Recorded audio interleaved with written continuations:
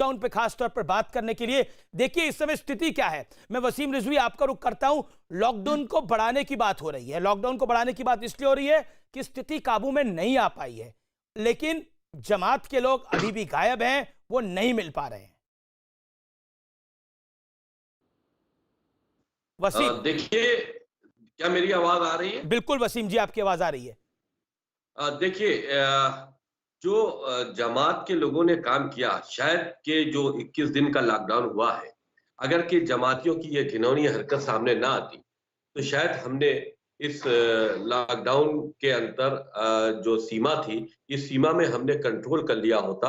आप अभी भी जो आंकड़े हैं, उन आंकड़ों में से जमातियों को हटा दीजिए तो आप ये देखिए कि कितने पेशेंट पूरे हिंदुस्तान में कोरोना के यहाँ पर मौजूद हैं।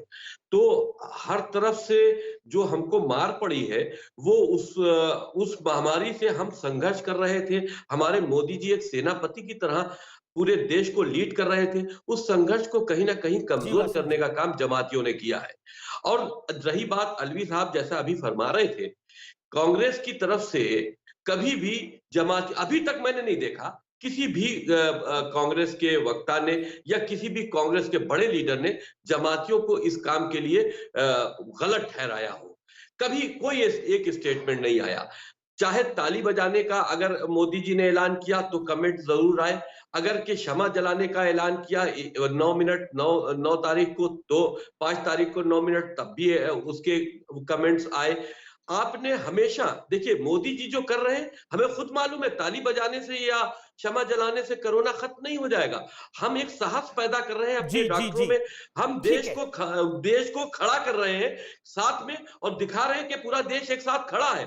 तो उस कोशिश को आपको सराहना चाहिए, ना कि आप उस पर इस तरह के स्टेटमेंट लेके यहाँ पर भी पॉलिटिक्स कर रहे हैं। शोएब जमाई, जमात ने जो कुछ करा वो हमारे सामने है। लॉकडाउन बढ़ाने की बात हो रही है, क्या आपको लगता है कि अभी भी वक्त है, चीजों को अगर कंट्रोल करना है तो जमात के लोगों को सामने आ जाना चाहिए, जो छुपे हुए हैं, जो सामने नहीं आ रहे, जो प्रशासन के लिए दिक्कतें पैदा कर रहे हैं, नर्सेस के लिए दिक्कतें पैदा कर रहे हैं, पुलिस के लिए दिक्कतें पैदा कर रहे हैं? देश इस समय बड़ी लड़ाई लड़ रहा है।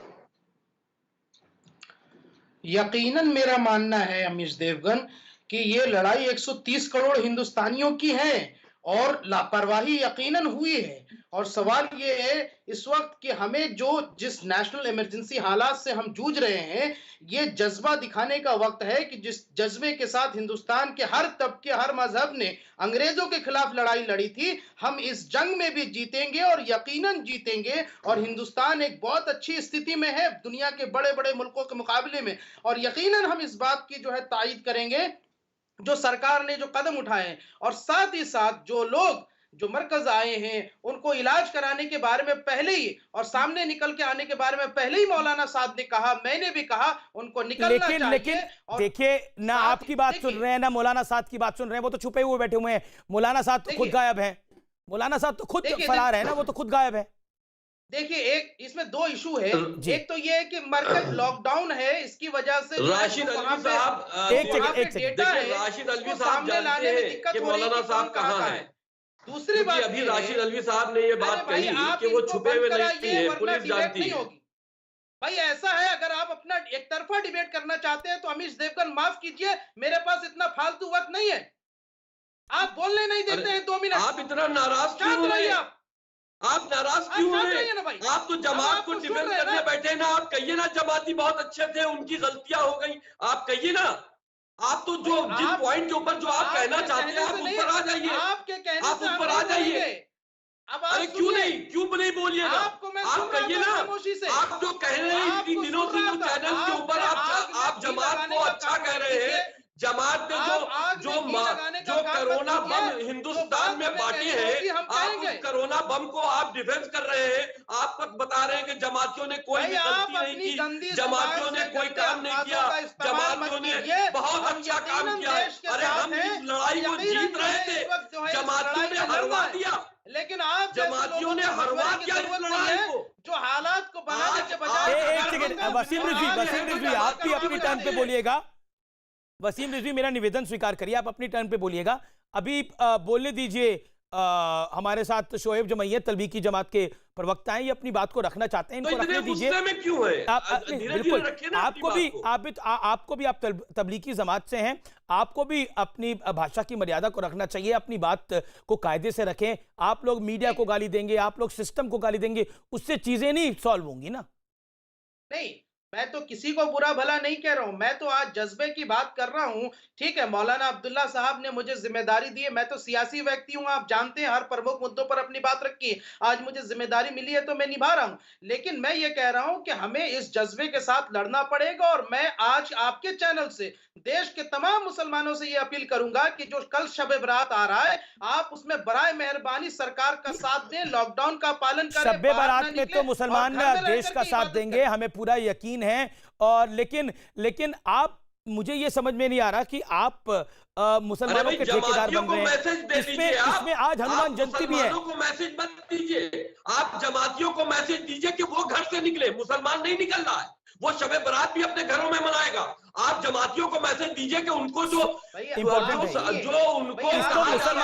मुसलमान और हिंदू में मत दीजिए, आप जमातियों को मैसेज दीजिए कि वो वाकई सामने आए और तकलीफ ना दे हिंदुस्तान को, डॉक्टरों को, नर्सेस को, पुलिस को, सिस्टम को। वो हमारी जिम्मेदारी है, हम अपनी जिम्मेदारियों से पीछे नहीं हट रहे हैं, वो हमने निभाई भी, लेकिन क्या निभाई? के माध्यम से पूरे देश में फैल गए ये लोग, क्या जिम्मेदारी निभाई तबलीग की जमात ने?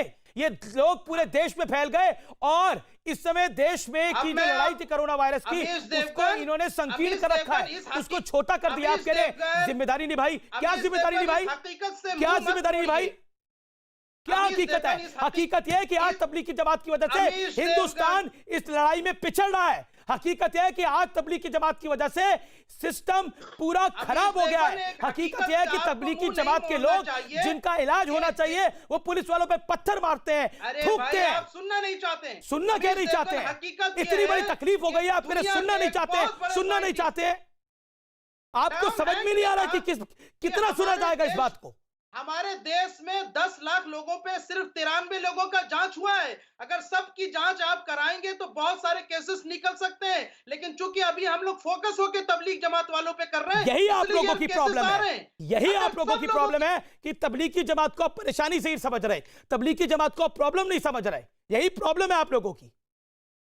अरे कम से कम अकल लगाओ ना थोड़ी।